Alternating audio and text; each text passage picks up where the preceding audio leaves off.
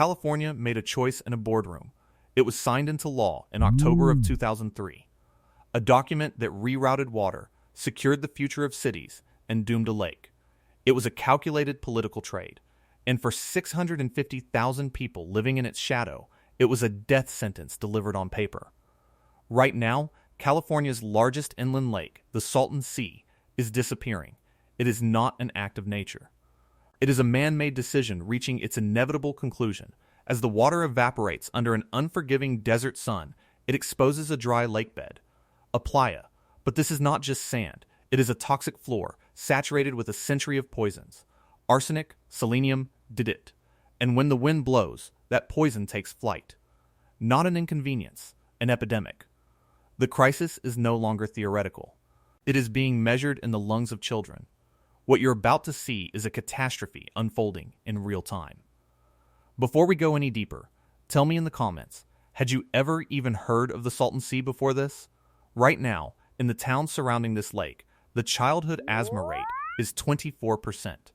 Not a statistic, a classroom, where nearly 1 in every 4 children reaches for an inhaler just to breathe. That is almost triple the national average. And it gets worse. A landmark study published in April of 2026 confirms that proximity to this lake is permanently stunting the growth of children's lungs. An injury that can never be undone. A physical collapse caused by a political choice. We cover stories like this because they are being ignored. A huge number of people who watch these reports forget to subscribe. If you believe these stories need to be told, take 1 second and hit that button. It is the only way these warnings get heard. Now, let's begin. The Salton Sea was never supposed to exist. It was born from failure. In the spring of 1905, engineers working to divert the Colorado River for Imperial Valley agriculture made a colossal mistake. A canal wall broke, and for nearly 2 years, the entire force of America's 4th longest river poured into the Salton Trough, a desert basin sitting 236 feet below sea level. By the time they sealed the breach, a vast new lake sat where there was once only desert. An accident measuring over 300 square miles. For a time, it was a mirage that seemed real. In the mid-20th century, developers built a fantasy on its shores. Marinas, yacht clubs, resorts, Frank Sinatra, Bing Crosby, and the Beach Boys raced speedboats across its surface. It was marketed as the California Riviera, a playground in the desert. But it was a lie from the very beginning. The lake has no outlet, no river to carry its water to the ocean. It is an endorheic basin, a terminal lake, a sump. Its only source of new water for decades was agricultural runoff from the Imperial Valley, one of the most productive farming regions on the planet. That water carried life, but it also carried salt, fertilizers, and pesticides. Year after year, the lake absorbed them, concentrating them. It became a repository for everything the farms washed away. The resort fantasy slowly peeled back, revealing the chemical reality underneath. Fish died off in massive numbers. The shoreline began to stink of hydrogen sulfide, a rotten egg smell that could waft over 100 miles, reaching the suburbs of Los Angeles. The glamour was gone, but the water was still there. And for the ecosystem, that was enough. It kept the toxic floor submerged. It kept the poison contained. Then came the decision that would unravel everything. The year was 2003. The document was the Quantification Settlement Agreement, or CSA. It was the largest rural to urban water transfer in United States history. A complex deal designed to force California to stop taking more than its legal share of the Colorado River. To do that, the state needed to find water for its coastal cities, primarily San Diego. And the Imperial Valley had it. The Imperial Irrigation District agreed to transfer huge amounts of its Colorado River water allocation away from its farms and send it west. That water used to flow over the fields, pick up salts and nutrients, and drain into the Salton Sea, keeping it alive. The CSA cut that lifeline. The agreement did include a 15-year grace period, a requirement for mitigation water to be sent to the sea to slow its decline, a temporary reprieve, and that reprieve had an expiration date. December 31st, 2017. On that day, the mitigation water stopped. The treaty obligation was fulfilled. The state of California effectively turned off the tap, and the Salton Sea began to die at a speed that no one was prepared for. Every year since, the water has vanished, and the lakebed has emerged, exposed, dry, and waiting for the wind. The problem is the dust, and the dust is the problem. As the Salton Sea shrinks, it uncovers what scientists call the playa, a dry, flat expanse of sediment that looks like a harmless beach. It is anything but. This is not normal desert dust. It is a uniquely hazardous material. The particles are incredibly fine, classified as PM10, small enough to bypass the body's natural defenses and lodge deep within human lungs. And these particles are not just minerals. They are vehicles. For decades, the sea acted as a chemical sink for the vast agricultural operations of the Imperial Valley. Runoff carried pesticides like det and chlorpyrifos, which settled on the bottom. Heavy metals, washed from the surrounding soil and carried by the New and Alamo rivers, also accumulated. Arsenic, cadmium, chromium, selenium, zinc, researchers have confirmed they are all there, locked in the sediment. And as the water recedes, that poisoned ground is exposed to the air for the first time in a century. The region is known for its powerful winds. Gusts frequently exceed 60 miles per hour, whipping the playa into massive, rolling dust storms that engulf entire communities. On October 6, 2022, one such storm swept across the Imperial Valley. The EPA's air quality index on the western shore spiked to 659. For context, an Aki above 300 is considered hazardous to all human life. This was more than double that threshold. People were breathing a concentrated blast of toxic lakebed. The experts call it a double whammy. Dr. Jill Johnston, a leading researcher at the University of California, Irvine, describes how the physical properties of the dust and the chemical properties combine to create a uniquely destructive force inside the lungs. The fine, abrasive particles physically lacerate delicate lung tissue. At the same time, the heavy metals and agrochemicals hitched to those particles deliver a payload of toxicity directly into the bloodstream. It is a 1-2 punch that the human body was never meant to handle. And it is happening day after day in towns like Brawley, Mecca, and Salton City. The 650,000 residents of the Salton Sea airshed. Predominantly low-income Latino families who work the very fields that fed the sea are now living inside a public health experiment, an experiment they never consented to. What this is doing to their children is the part of the story that turns a crisis into a horror. If you know someone living in a community dealing with air pollution or environmental injustice, share this report with them. Hit the like button so this warning reaches the people who need to see it. For years, the evidence was anecdotal. The community knew. Parents in Brawley and Mecca saw their children struggling to breathe. They saw the inhalers appear in backpacks. They saw the trips to the emergency room for asthma attacks that came out of nowhere. Luis Olmedo, the executive director of the Brawley-based environmental justice group Comet Svico del Valle, has been sounding the alarm for over a decade. He and his organization set up a grassroots network of air quality monitors called the EVAN Network to collect the data that government agencies were not providing. Their data showed what the community already felt. The air was dangerous. But proving the direct link between the dying sea and the sick children required a different level of science. That proof has now arrived. And it is unambiguous. A team of researchers from the University of Southern California and UC Irvine began a long-term study called AIR, or Assessing Imperial Valley Respiratory Health and the Environment. They followed a cohort of local children, tracking their health over years. Their findings, published in leading peer-reviewed journals, are devastating. They found that among the school-aged children they studied, the asthma diagnosis rate was 24%. The national average is 8.4%. In Imperial County alone, 12,000 children are now formally diagnosed with the condition. Then, in April of 2026, the final piece of the puzzle clicked into place. Dr. Shorey Farzan and Dr. Fengqi Guo, environmental epidemiologists at USC Keck School of Medicine, published a new study in JAMA Network Open. It was the smoking gun. Their research proved that children living within 11 kilometers, or just under 7 miles, of the Salton Sea's receding shoreline experience severely slowed lung function growth between the ages of 10 and 12. Let that sink in.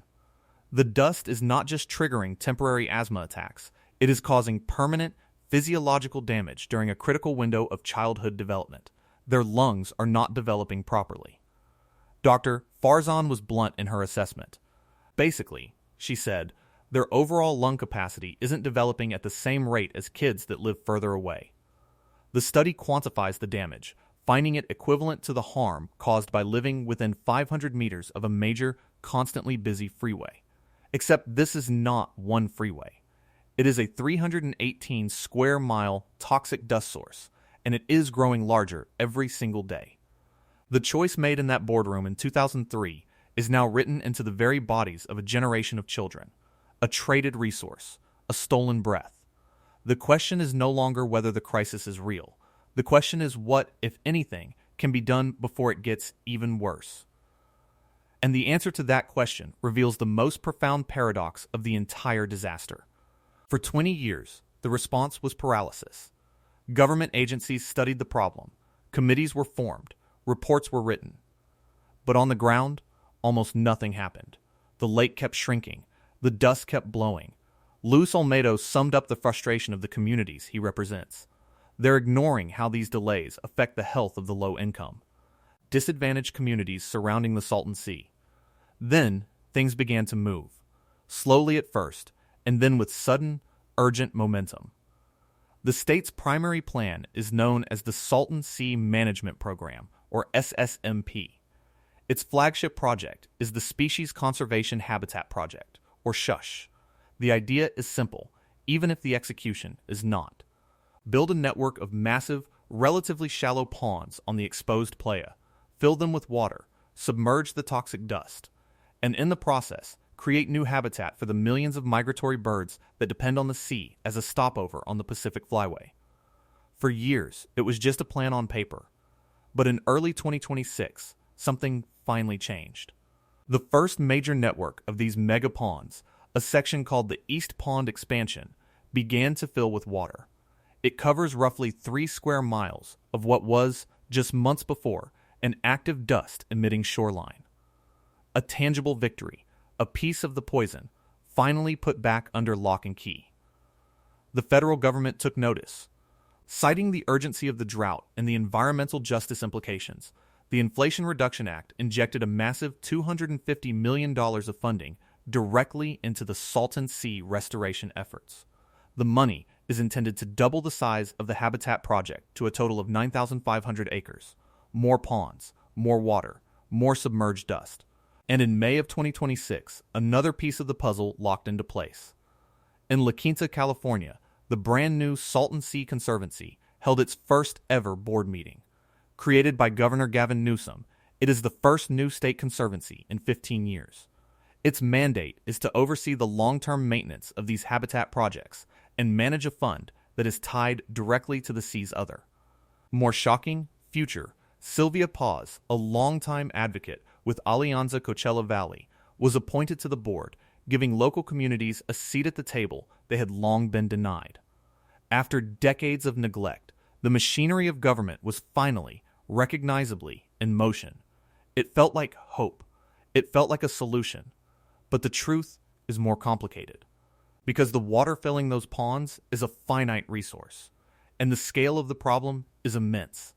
9,500 acres of ponds is a monumental achievement, but the sea is projected to expose tens of thousands more acres of playa in the coming years.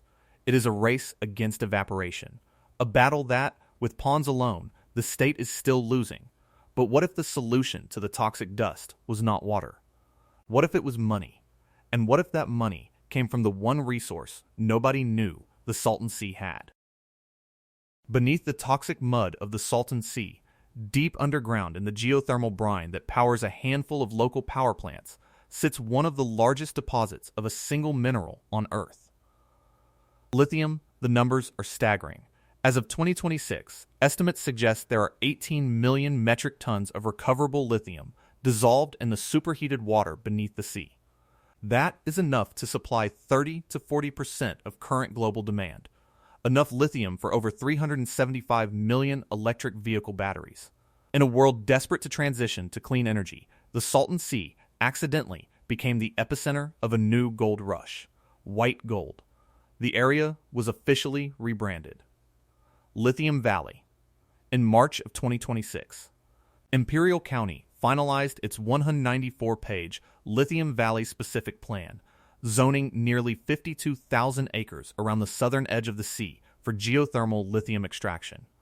Energy companies like Controlled Thermal Resources and Bay Renewables, a subsidiary of Berkshire Hathaway, are now rushing to commercialize the technology. They aim to begin mass production by late 2026. The promise is intoxicating. Thousands of high-paying jobs in a region with chronic unemployment. A massive new tax base. In August 2022, Governor Newsom signed a bill that established a lithium extraction tax with a portion of the revenue earmarked specifically for Salton Sea restoration. The logic is a perfect, virtuous circle. The lithium boom will pay to clean up the toxic dust disaster. The green energy revolution will fund the cure for the environmental catastrophe. Ryan Kelly, an Imperial County supervisor and vice chair of the Lithium Valley Commission, is one of the plan's most vocal proponents. He acknowledges the health crisis, but sees lithium as the only realistic path forward. Lithium Valley won't fix all, he has said. But it's the best opportunity we have to move the needle, an opportunity to turn a liability into an asset. I know this is the second time I'm saying this, but it's important. We are fighting to get this information out there, and every subscription is like a flare in the dark. So if you haven't yet, please do. It means more than you know. Okay, back to the paradox. Is it a cure, or is it just a different kind of poison? The extraction process, known as direct lithium extraction, is touted as more environmentally friendly than traditional open-pit mining. It involves pumping hot brine from thousands of feet underground, filtering out the lithium, and then re-injecting the water. But it is still a massive, heavy industrial process. It requires huge amounts of energy and fresh water, both of which are scarce resources in the desert. It will bring new roads, new power lines, and a new industrial footprint to the very communities already bearing the burden of the toxic dust. Advocates like Luis Olmedo are cautiously optimistic, but deeply skeptical. They have seen promises made to the Imperial Valley before.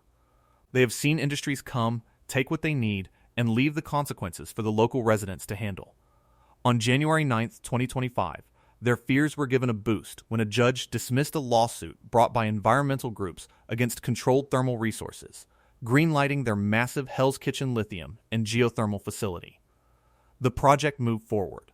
The community's concerns were set aside. The central, terrifying question of Lithium Valley is this: will the wealth generated from beneath the sea actually be used to heal the communities on its shores? Or will it create a new sacrifice zone, where the health of low-income residents is traded not for agriculture, but for green energy? The extraction tax is a promise on paper. The megaponds are a small victory against a massive threat, but the industrial machine is moving much, much faster than the restoration. The Salton Sea is a story written in layers of human error, a lake created by mistake, a resort built on a lie, a water supply sustained by a chemical cocktail, a death spiral initiated by a political deal, and now a public health catastrophe sitting directly on top of a green energy motherlode. Each layer complicates the next. The habitat ponds need water, but that water is also coveted by the lithium plants. The lithium plants promise tax revenue for restoration, but their construction and operation could create new environmental hazards for the same communities they are supposed to be saving. The new Salton Sea Conservancy has a mandate to fix the problem, but it must negotiate with the powerful energy companies and water districts who see the sea not as a home, but as a resource to be managed, divided, and sold. And while the board meetings happen, while the construction crews break ground on lithium plants, while the environmental impact reports are filed and debated, the wind still blows across the playa. It picks up the arsenic. It carries the selenium. It suspends the ghosts of pesticides banned a generation ago, and it delivers them into the schoolyards of Brawley and the backyards of Mecca. It finds its way into the developing lungs of another child who did nothing to cause this problem, but will now carry its consequences for their entire life. The 24% asthma rate is not a historical figure, it is the present. The stunted lung growth is not a future risk, it is a documented medical fact as of 2026. The crisis is not coming, it is here. The people who made the decisions in 2003 are long gone from their positions of power. The people paying the price for those decisions are still there. They wake up every morning, look at the sky, and pray the wind does not blow from the direction of the lake. The Salton Sea is not a cautionary tale from the past. It is a real-time ledger of our choices, a place where the cost of water for one city was paid by the lungs of another, a place where the promise of a clean energy future is rising from the most toxic ground in California, a place that forces the hardest question of all: what are we willing to sacrifice for progress? And who gets to decide who pays the price? The dust is real. The sickness is real. The lithium is real. The choice sits right there, in the desert air. Poison